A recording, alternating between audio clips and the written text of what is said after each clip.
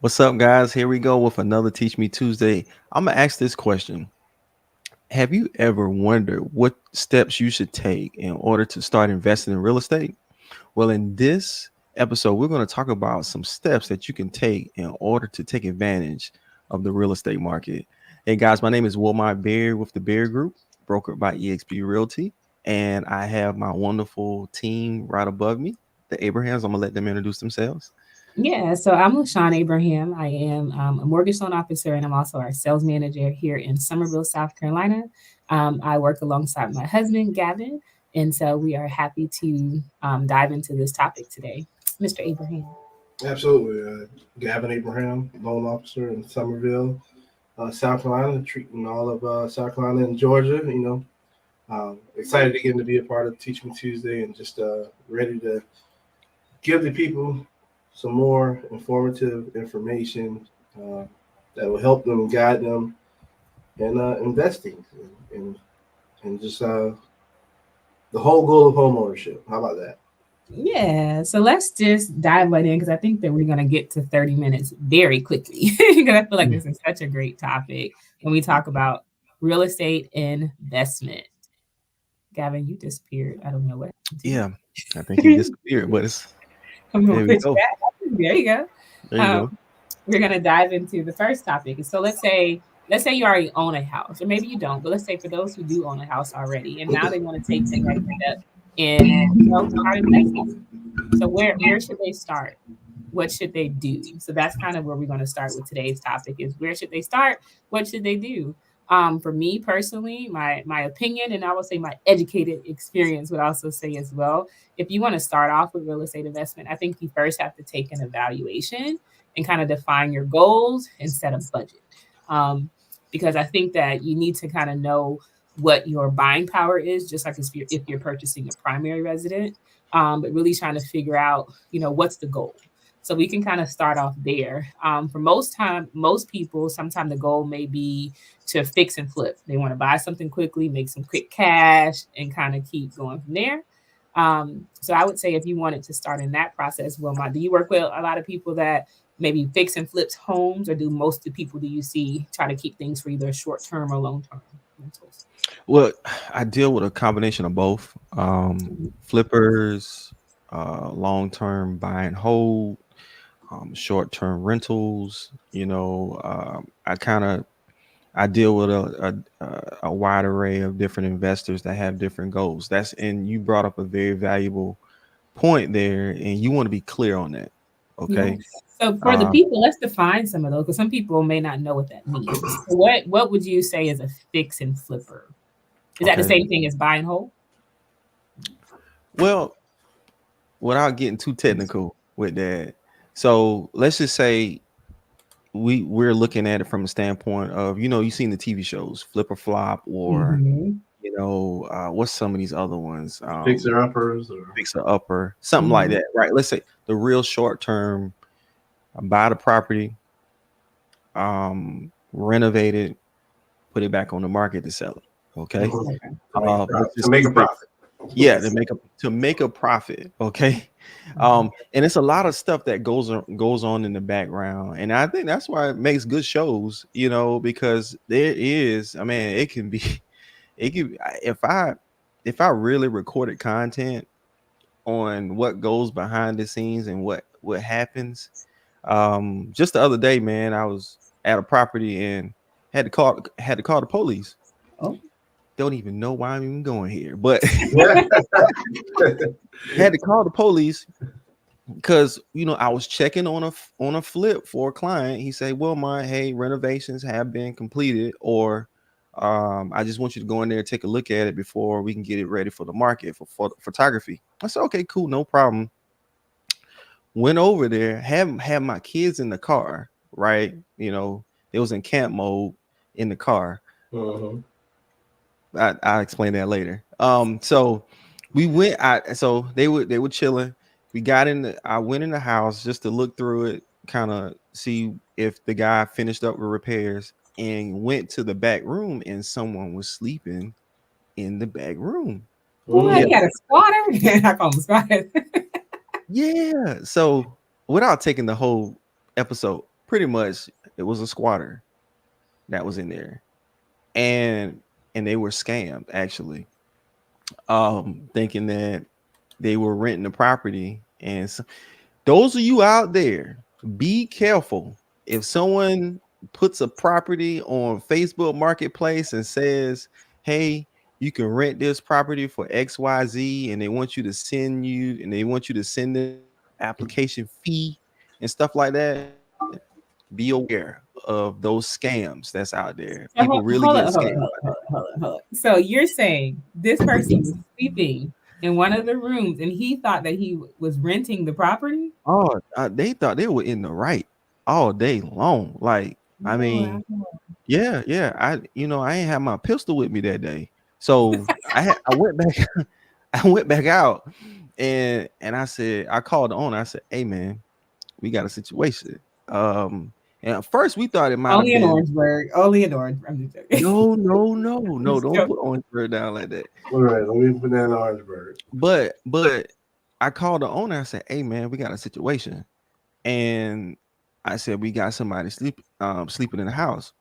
And it was like, oh man, that's because we did have an issue one time with someone trying to get into the house, but we never could like catch him. We was like, oh, we got him now. You know what I'm saying? So and I guess they thought that the workers wasn't gonna work on the weekend.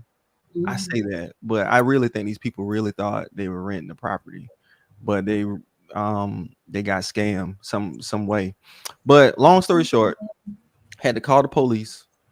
Police came out, you know, had to remove the people that were in there. But yeah, man, that's that side of real estate people don't see. Woo! That is very interesting. Okay, so get back on track. You were talking I about know, right? a fix and flip because you were saying that some of your investors will buy a property, typically short term, right? So short Yeah. term, we're thinking what 90 days to maybe 6 months to try to Uh, flip it, or maybe so try to sooner than that. yeah, man. The for them, they're trying to get in and out as soon as they possibly can. So Okay. if they bought the property 1 month, I'm gonna tell you, some guys have it to a science. When they close on the property, their contractors are there the same day to get started on the work. Okay, Mm, they moving the dumpster in the yard. Like wow. they already got that planned out. That's when you really are on your game as far as like planning out how quickly you want to get in and out of this house, because you got to understand this. Some people use hard money loans. Hmm. Okay, and when you use hard money, guess what? Each month, or even if it's not hard money, some people, purchase the home using a home loan, and each month you don't sell that property. Guess You paying what? You another get a mortgage payment. mortgage. Mm-hmm. Hmm. That's another mortgage payment that you're making on that property. Um, So just mhm. so just to give people practical tips, because you gave some really good nuggets right there. So if a person is looking to do something fix and flip, um, what would you say would be the top three things they need to probably have in order, or three good tips or solid pieces of things that they should have if they're pursuing to do a fix and flip? So I'm gonna give you something, guys. I paid for this, but I'm gonna give it to you for free. Okay. So so I'm gonna give this. I want you to determine what's your buy box. Buy box, Okay. okay. All right. What's your buy box? This is the criteria of the property that you want to buy to fix and flip. Okay. Number one, location. Determine the location you want to buy this property in. That's Okay. good. That's This good. is a Mhm. location where you feel like, hey man, homes are highly desirable, good areas that you feel like, hey, the what we call the ARV, after repair value, is going to be at a good amount, or it's going, you don't want to buy a property where the ARV is going to be low, and it's the lower the ARV, the lower the profit margin. Okay. Uh-huh. Mhm. Number two, property type. Is it going to be single family? Is it going to be multifamily? Okay. Um, is it going to be a 3 bed, 2 bath? You kind of want to dial it down to, when you see, when that property pops up, you can jump on it and you can hop on it, because if it's a deal, it's not going to stay on there long, on the market long. Um, Also price range. You kind of want to know what's your budget for spending on the property. That's Starting good. out, you might not want to buy the property that's going to sell $500,000. You know, you might want to start off with the ones you can probably purchase for 25, 30 grand, and you can sell for 170, 180 grand. So that's you want to have those criteria. So you want a location, property type, number of bedrooms, bathrooms, and price range. That's That's for really, free. really good. That's Mm-hmm. really, really Yeah, good. that's All good right. stuff. So, Gavin, when it comes to the financing part of it, right? So, Mm-hmm. Wilman already kind of mentioned there, one, you may be able to use hard money lending. And so, pretty much what that is probably a very high interest short term loan.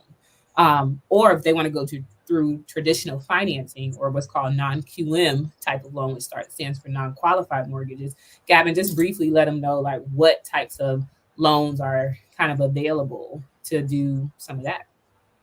Yeah, I mean, so it really again it depends on what your purpose is. Is Mhm. it short term or long term? Mhm. Long term, you can go your more traditional route, um, depending on the condition of the property. Yeah. If it's already in a status to where it can be financed, it'll pass a inspection. Then FHA conventional loans, well, not VA loans, but conventional and FHA loans all day to buy your investment property. Now, I'm keep sorry, in not mind that FHA. Excuse me. Let me back up. Go what I ahead. said, I think he's going to correct that. I said with FHA. Yeah, I was incorrect. That so it's conventional loans. So first of all, FHA loans are meant for your primary residence. Um, However, in regards to the intent of purchasing. However, once you you live there for a year, decide, hey, I'm going to rent this property out. That's fine. You don't have to refinance or anything. You can rent that property that you have an FHA loan on as a rental property. But your next property that you're going to be buying, um, well, then if you're not doing anything with your existing FHA loan, would now need to be a conventional the loan. other thing I'll add to that about FHA, which some people may know but don't know, now, but FHA allows you to buy multi-unit properties. Mm-hmm. So if it's a duplex or even a quadplex or something like that, as long as you're going to be occupying one of the two, three, or four units or whatever, then you can use an FHA loan to purchase Absolutely. that. Yeah. So I mean that I don't. Again, it's one of those things. If you knew what you knew now, I if you know. knew however that saying go, if you knew now what you know back then or whatever however it go. I know I'm saying it wrong, but you know what I mean. If I knew when we were young without kids, or even single, in college, instead of renting the I duplex, know. let I'm me spending buy our it refund and then check rent on out the other side, and trips. now could have just had a schoolmate of mine paying for my first property, just because of this. I did it the right way. So definitely taking advantage of the different the loan types in consideration to what your goal is. So we talked about long terms, but then you also have short term options out there as well. Um, you have, Lashana can help me reiterate, but DSCR loans, Hmm. um, to where those are strictly for based off of The the rental expected value of it. income Mhm. for that property. Um, and what you said something else to that? You Yeah, added I to was that? gonna say, yeah, the DSCR loans are based on the rental value of the property. Mm-hmm. So just to kind of recap what you said, so you have your traditional lending, whether you do FHA if it's going to be a multi-unit um, type of property that you buy, or do a standard conventional loan. The good thing about FHA, if it's a multiple unit, you can get away with only putting down 3.5% still, which people like, Mhm. versus if you do the traditional route and it's truly an investment property, you have to put down somewhere between 15 to 20%. Yeah. Mhm. Um, Now, if you decided to do something called a renovation loan, because what Gavin did mention is that if that property, it doesn't have to be like completely turnkey, but it has to be in a decent condition to pass an inspection and appraisal to do a standard traditional loan. If not, then some of those repairs and things like that are going to be required to be um, fixed before you can close on that property. So if it doesn't fall under that category, then you are going to need something called a renovation loan. So you can use a renovation loan to purchase an investment property to finance the repairs and the renovations and changes that you want to make to it while still borrowing all at the same time to purchase it. So there are loans out and available to do that as well. So So can, mhm, can I ask a question about that renovation loan? mhm. Qualifications for that renovation loan. Uh, So in general, when you think about the terms of loans in a lender, it's all about the level of risk. And so if you're going to buy something that's not your primary residence, they consider that loan to be very risky. And so because of that, they have a minimum threshold, and typically that's a 620 credit score. So you mm, have to have at least a 620 to pretty much do um, the renovation loan. If you want to do a traditional conventional loan, putting down that 15 to 20%. Now, if you wanted to do what Gavin mentioned, like the DSCR loans, which are kind of some just, it's pretty much an asset qualifier loan only. Typically, the scores have to be much higher, 680 to like a 700. So that credit score can't be nowhere in the fives if you're trying to buy an investment property, unless you're going hard money. We don't do hard money loans, but some hard money lenders may take, a lower credit score under a 620. But generally speaking, 620 is what you need. gotcha. Okay. So yeah. So that's good stuff. Okay, so we talked about fix and flips. We talked about loan programs that are available. So what was the next category? Because you said some people buy and hold, Hmm. right? Which is not quite the same thing as fix and flip. So they just buy it at a good deal, wait, what, a year, less than a year, and then resell it? Is that what you mean? So so a lot of times when you got guys that buy and hold, they're putting tenants in them. Okay. Oh, So like they'll buy a property and they feel like, hey man, it's a good value property. Um, bought it at a good price. Let's fix it up to make it what we call rent ready. Okay. okay. The reason I say rent ready is because a lot of times investors don't go all in to make it ready to like flip or sell. If that Okay. if that does that make sense? So the quality of the Uh, renovation might not be as high as if someone just say, "Hey man, I want to make the property solid for a tenant to live in, make it nice, you know, but make it so that hey, the property is solid for a tenant to come in and stay for a period of time. Okay, right. to be able to withstand the wear and tear. I Um, see. so so so that's it's kind of like a buy and hold for long term, or even short term rentals. Okay, so guys, and then I noticed with some investors, it's a strategy, and I don't. And so let me first give this disclaimer: I'm not I'm not a I'm not giving you advice to go out there and flip homes or do rentals. And I don't want you calling me saying Wilmot told me to do this or whatever. No, no, this is just from my experience, being an investor myself and also seeing other people invest in property. That's one of the Can benefits. anybody do it? Can anybody do it? Do you have to have a special license or a special skill set to become a real estate investor? Do you take a class or get a certification? Like, can anyone do it? Anyone can do it, Okay. but I would highly recommend you get educated first. Mhm. Okay.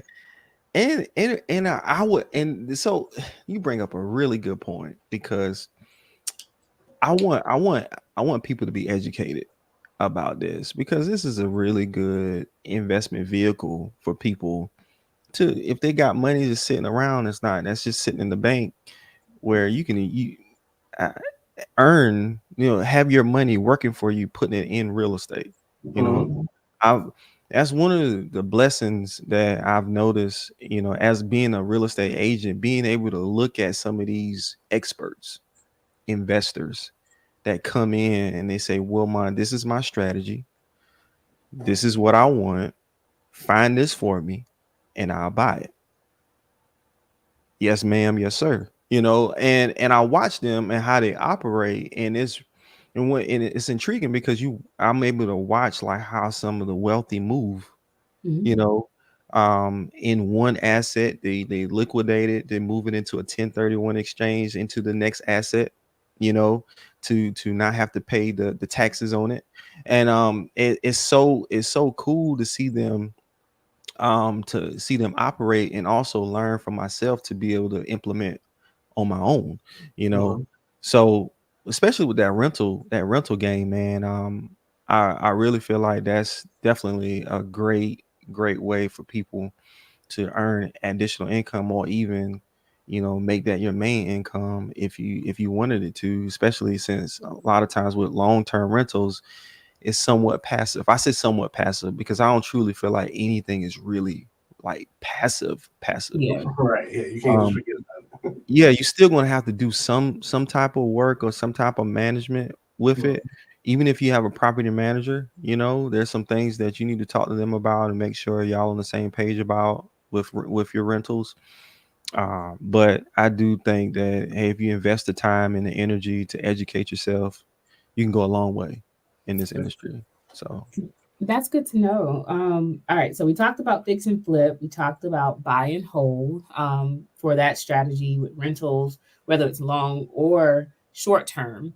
mhm. Outside of that, Gavin, I'm going to throw it to you. Like, getting started with the process, right? Because I asked the Mhm. question, can anybody do it? Can anybody do it? Yes, anybody can do it, but Wilmot mentioned that, and I definitely agree and second you. You need to be educated, like with anything. You shouldn't just jump in or whatever and do something without having, the proper knowledge. Because sometimes you can, which is part of the process. Sometimes you can, definitely get burnt, and you don't want that to happen to ruin the experience. But making sure that you can reach out to the right people or going to the right resources and things like that to find the information. So Gavin, what would you pose as advice to someone that wants to purchase a purchase an investment property? Let's say they already are a homeowner. Yeah. What would you tell them how to get started like with that Yeah. I process? mean, I guess first of all, it's figuring out, where's this money going to come from? I Yeah. think it's definitely important to figure Because out. can you buy an investment property with no money? No, you cannot. Because unlike other programs, you cannot buy an investment property without putting a down payment down. Yeah. A true investment property is going to require a down payment. I There is like how you no said that. I like how you said that. there is no A zero true down. investment property is going to require an investment. Yeah, There you go. I mean, again, I had to make sure true investment property because yeah, you may be, there's ways around things and all that good stuff, but we're talking And some about people convert their their primary primary house residence. to an investment. We're not, but that's not what we're talking. That's We're not what talking we're about talking truly about. purchasing We're an talking investment. about saying you are looking to purchase on your application.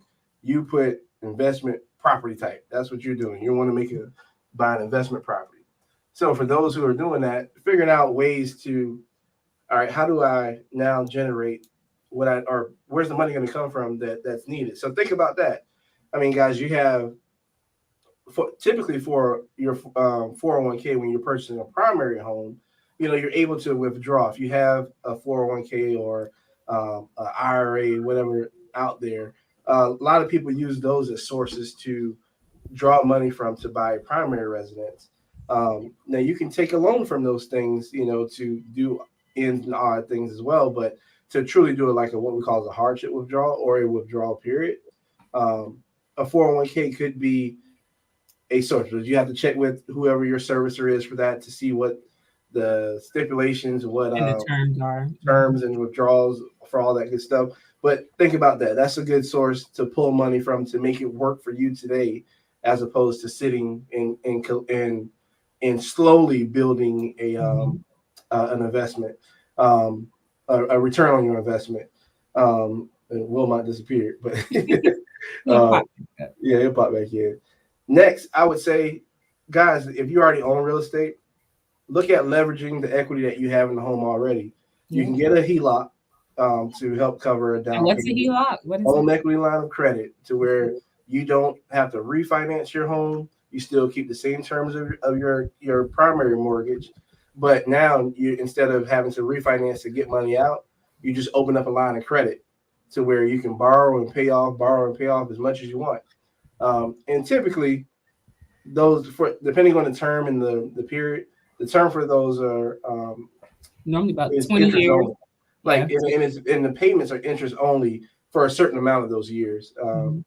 Um, so you want to try and pay it off within that time frame, so that you're truly only, you can either only make interest only payments to keep the payment amount low until you get the return on your investment, to pay it off sooner. But that's a good way. You got he loans as well, to where it's like a second mortgage, that you're taking out against the home, as opposed to just a line of credit. But it's truly a second mortgage that you make monthly payments on. Um, and what else is there? There's a cash out refi, so you can Yeah, do that the, too. Some the, people your prefer normal to do cash out cash. refinance, Mhm. where you now are generating new terms on the value of your home, because you're going to get an appraisal, find out what it's worth, and then depending on, the program determines, how much equity you're now able to take out of that home and get and receive in cash. And it's also a good way to, a lot of people don't think about it, but to, consolidate debt, so that, you know what, if I know that I'm gonna have this investment property. I know I want to do this. Let me, if something doesn't work, let's say it may take me if I have a property I want to fix up, and I know I'm probably have to carry that mortgage for 6 months, 3 to 6 months, while I got the contractors and stuff lined up to get this stuff done, and it's gonna take me a while to get that property up and running to make money.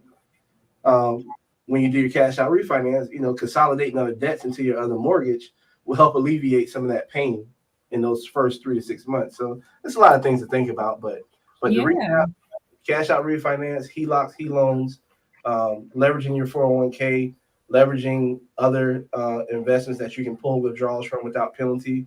Yeah, Uh, or even your own personal checking and savings. Like to me, sometimes I think about it in a sense of if you have, a good bit of assets just sitting in a regular checking or savings account not earning less making you no than money. 0.001%.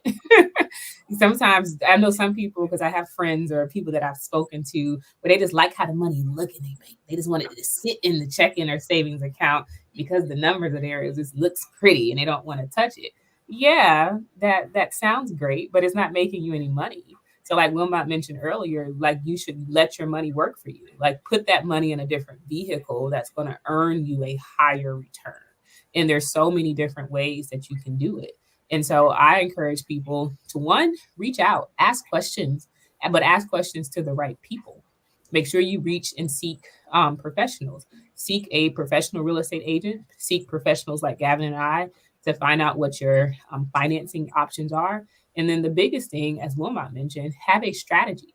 You need a plan. You need to try to know, okay, what type of property am I looking for? Is it going to be a single family? Is it going to be a multiple family? Do I want a short term rental? Do I want a long term rental? Do I want to do a fix and flip? Do I want to buy and hold? I think you need to kind of narrow those things down because it then kind of helps you put things in alignment so that you can kind of be quick to jump on it. Because what I've seen, and Wilma, you probably can attest to that, typically people that are in that investment space, you really got to be organized and intentional because you got to be able to move quickly. Because those properties don't stay. Some of those properties don't stay on the market very long because it's like when you get see them at a good price, everybody's probably either bidding for them or trying to get it or got their eyes on it. And if you don't have your stuff together, then there's an opportunity that you'll miss out or get overbid, right? Yep, I think you may be frozen. So, Absolutely. And okay. and guys, I just want to say we just get into an investment mindset, or wealth mindset.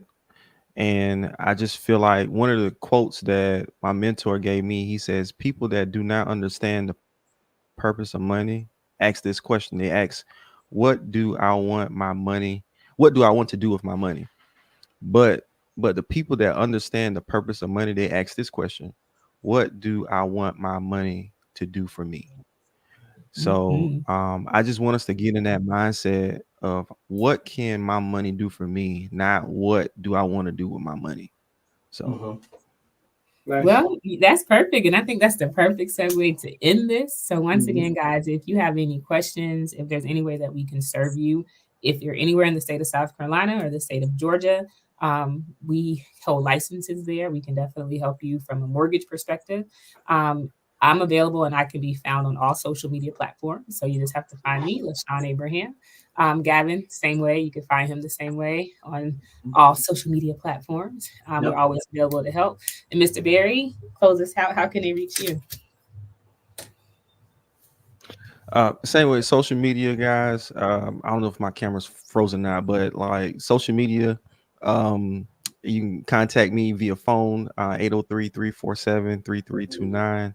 Also, YouTube, I'll be on there as well. This video will go straight on there. So it's Wilmot Berry at the Berry Group. I mean, the Berry Group broker by EXP Realty. All right. Well, until next time or next week, guys, we hope you guys have a great week. And it was great chatting with you guys this week. Yep. Bye.